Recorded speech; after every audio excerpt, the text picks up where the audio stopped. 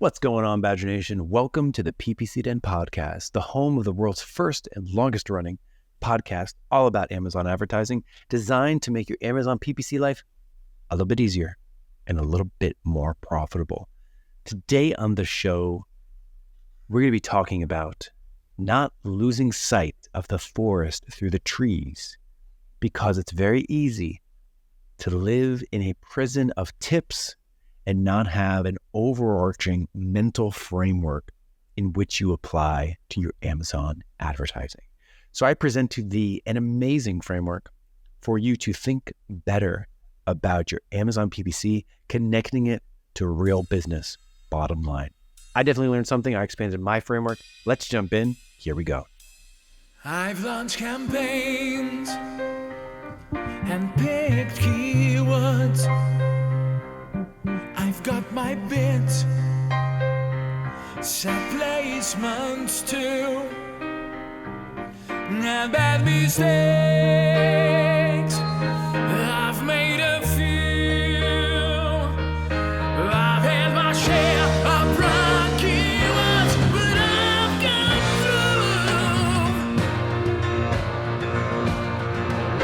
We are the PPC Den, my friend.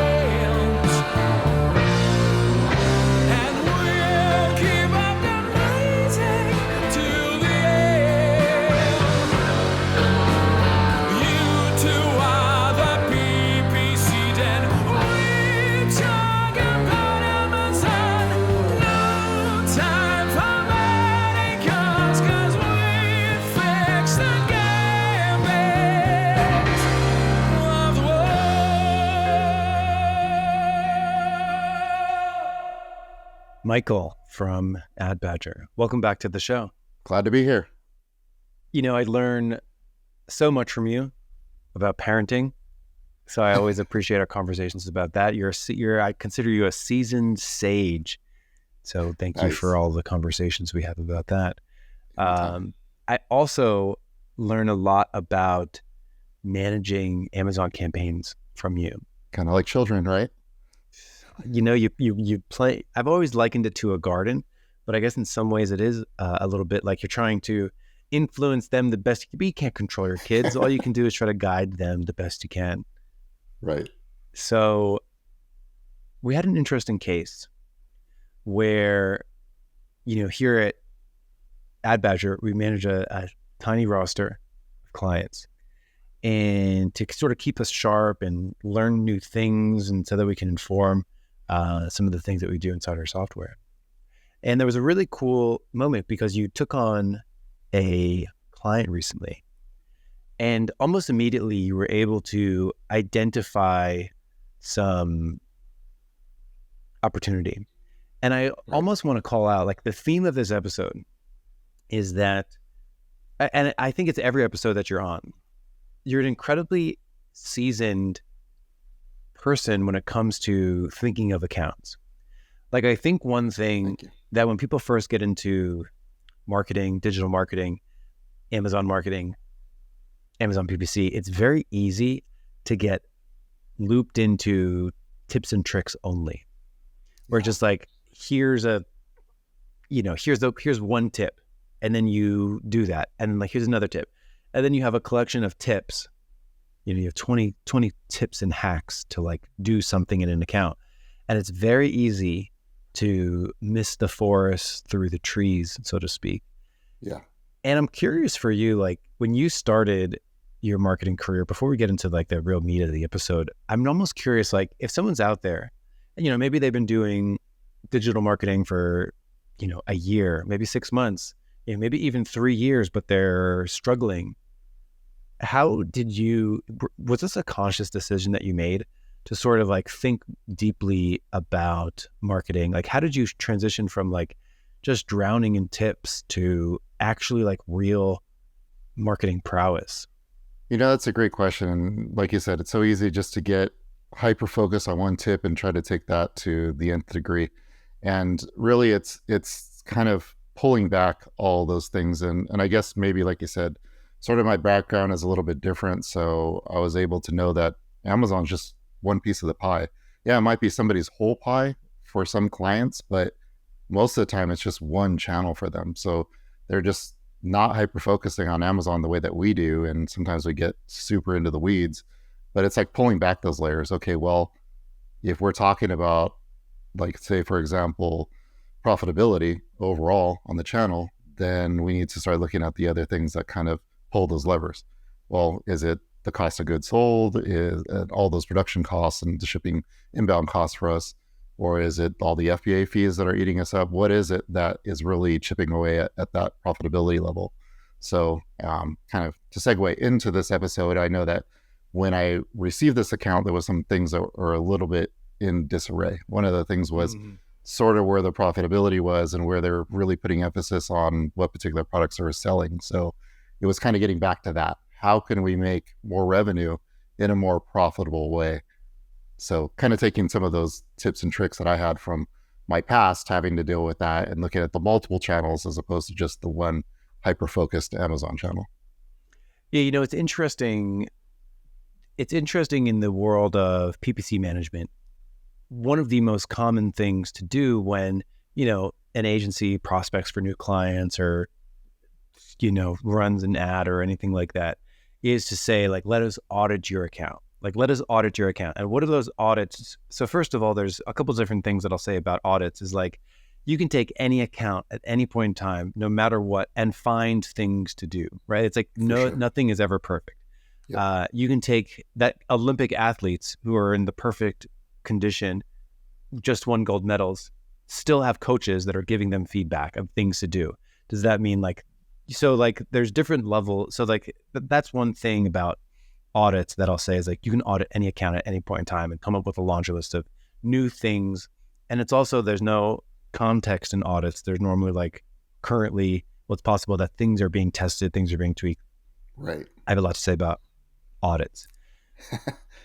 They're effective, but like as a marketing tool, it's almost like a little gimmicky in some degrees. Like a true audit takes a lot of time. And one thing you get the luxury of is when you first get to know a client, you can do that deep audit. Like you can spend a lot of time talking to the client, hearing the stories of what they've done and what they've tried. You can sort of dig in deeper to the account further than just the base level, right? Like, right. Don't get me wrong, like checks and balances are really good. Like checking to see what our percentage of sponsored products versus sponsored brand versus sponsored display.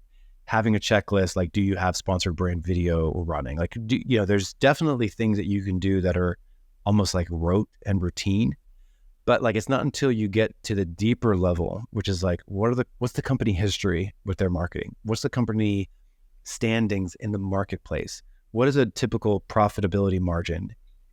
What kind of profitability margin is the client looking for? What are we trying to accomplish? Those questions take a lot of time to answer that you often can't get on a first pass.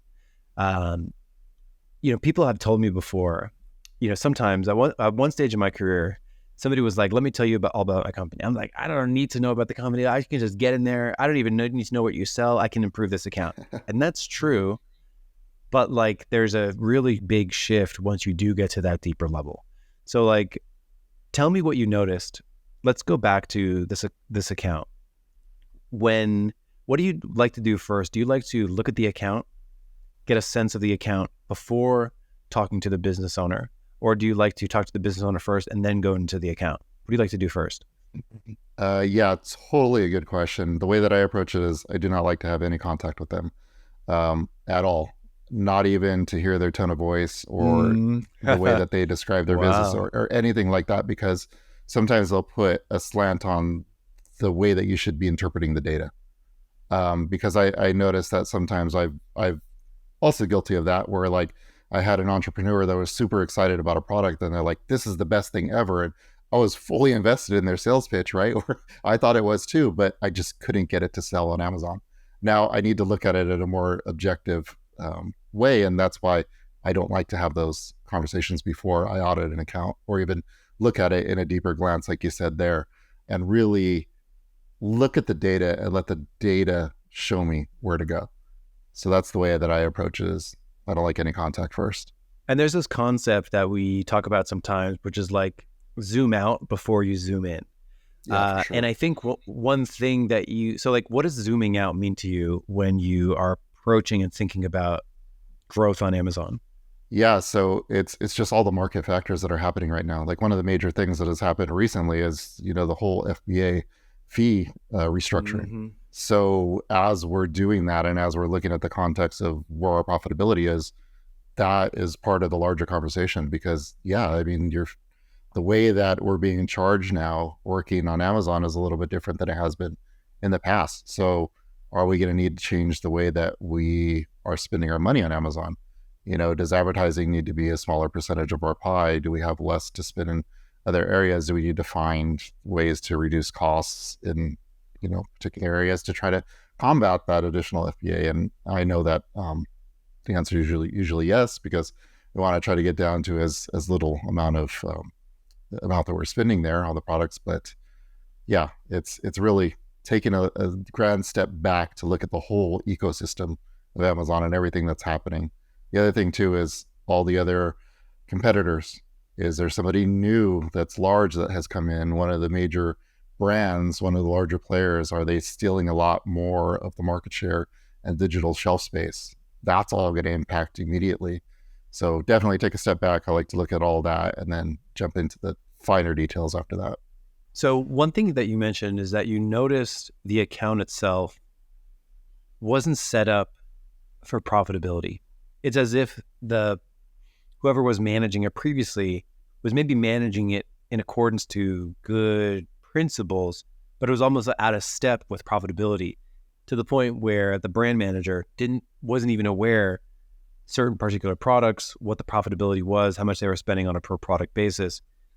How do you discover that, basically? Like, so if someone's out there and is maybe in this spot where like they're trying to make optimizations, they're trying to get stuff done, their profitability is low. Like, how would you recommend that they begin to put together the story where they can truly understand the profitability? Yeah, and that's one thing too, is that when we're looking at an account, like you said, nothing's ever going to be perfect. So whenever I'm jumping into an account, I never fault the previous person, the previous brand manager, or previous agency, because there's always something that can be improved. And maybe they got into a situation where they're like, okay, well, we're going to run a ton of promotions last month. Well, that's a whole different set than where I'm at right now. So when I'm looking at that and looking at, say, profitability per product, it's really about having a good tool behind you and being able to have a tool do a lot of the heavy lifting for you to be able to report out on particular things. Now, the tool that we're currently using is able to break out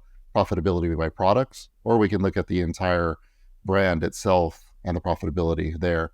So it's really looking at that and combining having a great tool and that data really broken out for you, and then having that conversation with the client. And sometimes it's a hard conversation to have with them, because we need to know what their level of comfort is with profitability.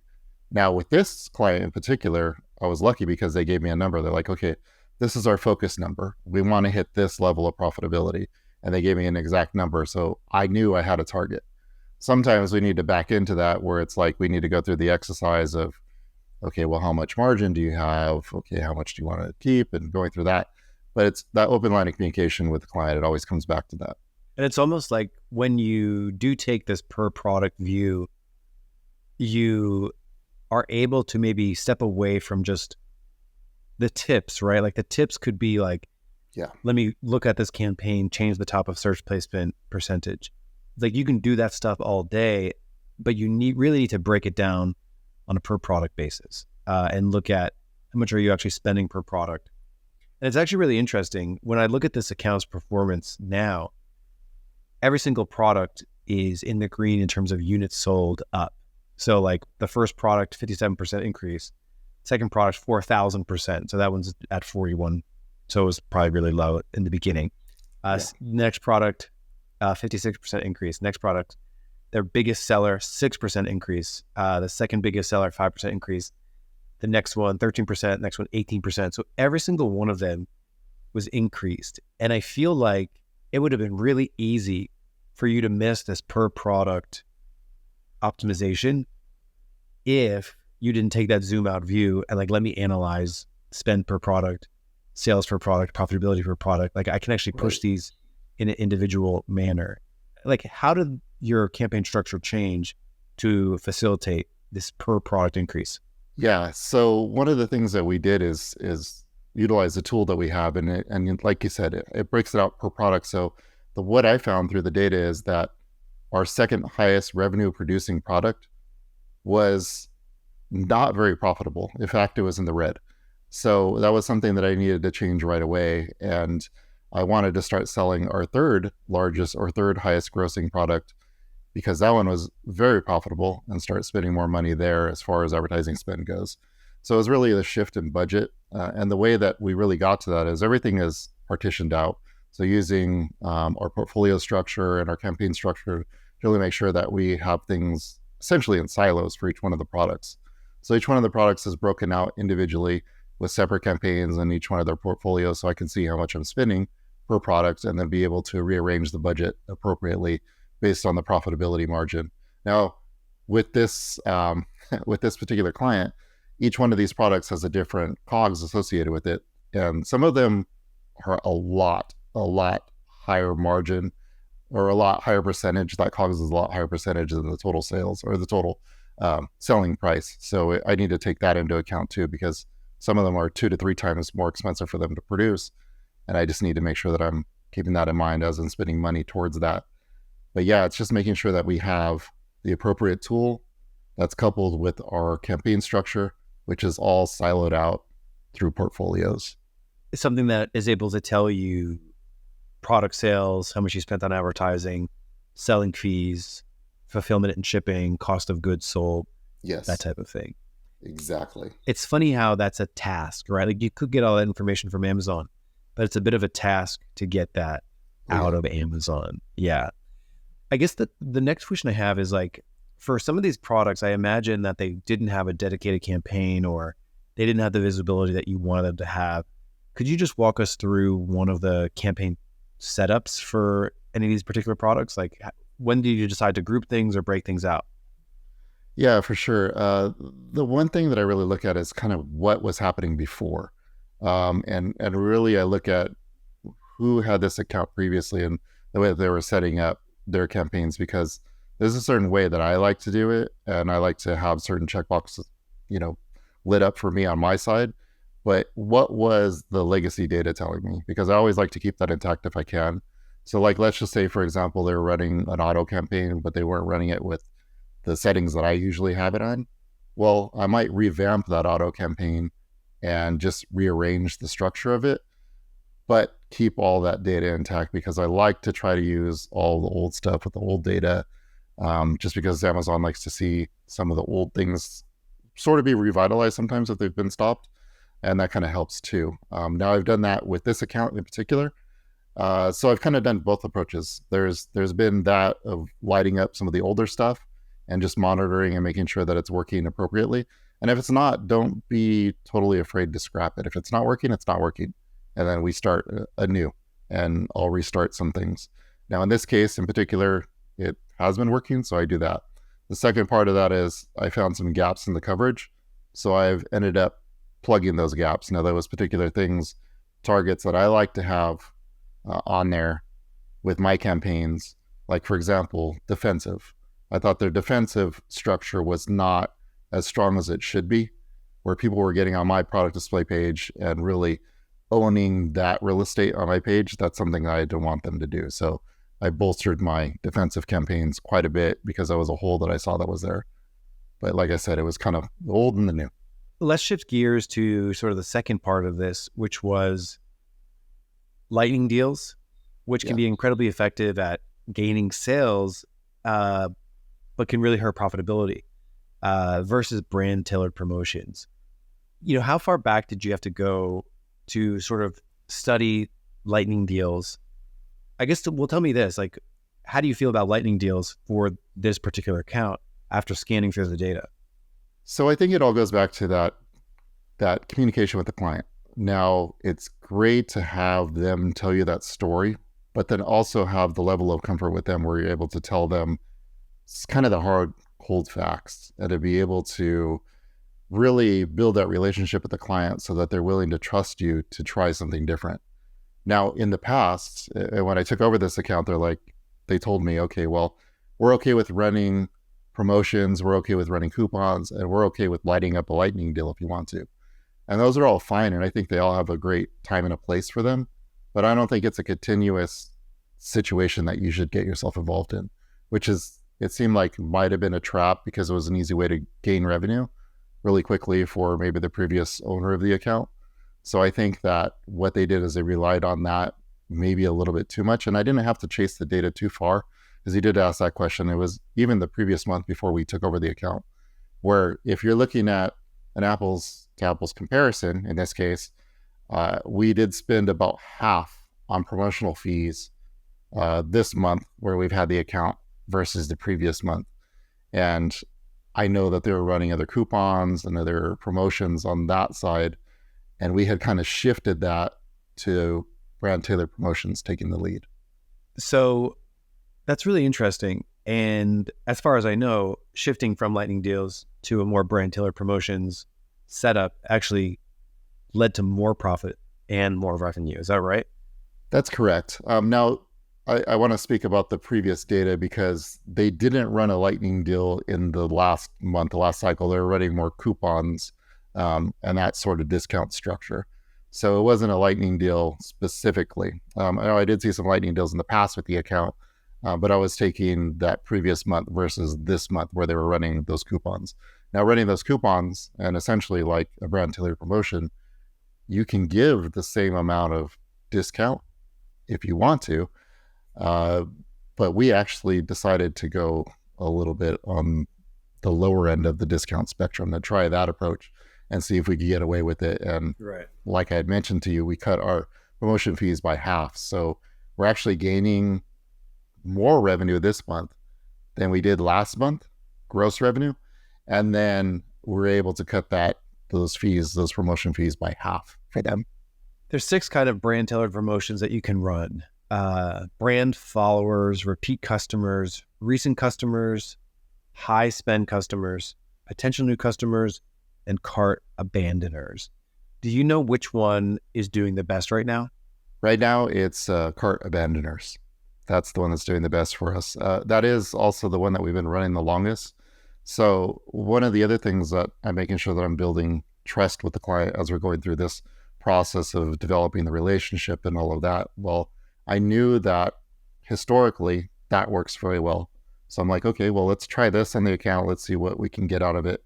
And it worked great. So I eased into using the other brand tailored promotions, and now we're using all of them. And they're all producing, and they're all returning at different rates. But definitely the cart abandoners is really the one that's working best for us. I love it. And just in case someone out there has not ran a brand tailored promotion before, we've talked about it on the show before, but what exactly is it? It's just a coupon, essentially, is what it is for those different segments.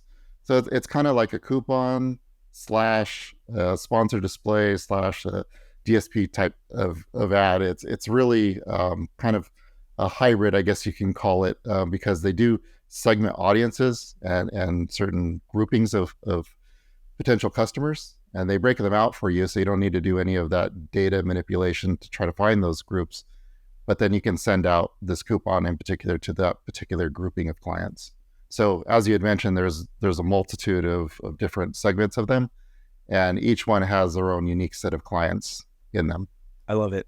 So I think the framework that I hope somebody walks away with from this episode is go deep with the data, right? Like you want to go beyond even just the advertising. And I think that's becoming more and more true, right? I think it's becoming more and more true because at one point in time when competition was a little bit softer, you could assume that if you improve the advertising account, like make revenue go up and make ACoS go down, that you could assume that there was an incredibly strong chance that profitability would also go up. Because like the swings were so big, right? Like if I can increase the revenue by 25% here, then of course profitability will go up. And I don't think that's a guarantee anymore. I actually do think just with the way that the ecosystem has evolved, on Amazon, it is very possible for someone to increase revenue 10% on advertising and have profitability go down. I think it is even possible based on product profit margins that you can make A cost go down, you can make total A cost go down and not increase your profitability, right? Like you were mentioning different products with different profitability levels. People can be surprised to hear that, oh, my total A costs got lower, it improved, but actually my profitability did not improve because maybe I'm getting better sales on a product that's less profitable. So I think that is a framework that is really valuable to sort of have a process in your Amazon marketing overarching strategy to really evaluate this. Like, what are my profit margin per product? What is my profit margin doing as my overall A costs per product change? I think those are really valuable things to have in our mind when we think about advertising, because it's more than just changing a campaign structure or, you know, setting a placement bid. It really is like stepping back and thinking of how advertising is impacting each individual product for the business. And then because of that, it shortcuts you with your optimizations. It's like tells you exactly where to go. Like you saw that the second highest revenue product was actually lower profitability. So like it just told you what to do. Like it's like, oh, okay, like I don't need to rack my brain for, you know, the most complicated campaign structure ever. It's like I know exactly what product is causing me trouble and I can go and take action on it. Yeah. And I know that we were talking about this before we actually started this episode, but it's like, where do we stop that conversation now? Before it was at ACOS, then I moved to tacos. Is it profitability now? Has it always been profitability? And I know Clement and I have talked about this subject quite a bit offline, is about the profitability of the overall account and kind of where we take that and how it guides the conversation. And I know that right now in particular, I'm having this conversation with a client right now where I have a certain tacos level that they think is optimum. Well, it might not be, because the profitability level, as we start to drop that tacos, the profitability level starts to drop as well too. So as that tacos raises, their profitability is actually increasing a little bit. So it's having that hard conversation. Do we need to have a different tacos target? I think every single person working in marketing really needs to connect the dots between overall business profitability and whatever the thing that there is that they're doing. If you are a copywriter or a graphic designer or anything, you really need to connect the dots between whatever the thing is that you're doing and bottom line for the customer. Because I think that, like, if you think about the amount of stuff that you do today on Amazon, you're way more productive today than you were 5 years ago, 7 years ago, in the sense of like, you're able to get a lot more done faster and more efficiently. So because of that, you can almost like work your way up the value ladder for any brand that you're working with. So I think that's like a really key thing to pay attention to connect the dots to profitability. I think it's going to become more and more valuable. Yeah, for sure. Well, I hope we gave people a framework to better understand and get to the thing that they need to optimize, for sure. So, Michael, thank you so much for sharing. Yeah, anytime. It was great being back on. Yes, I'm still trying to get to your level to develop the sage-like wisdom that you have, that you always share on the show. So thank you so much. Thanks. Thank you.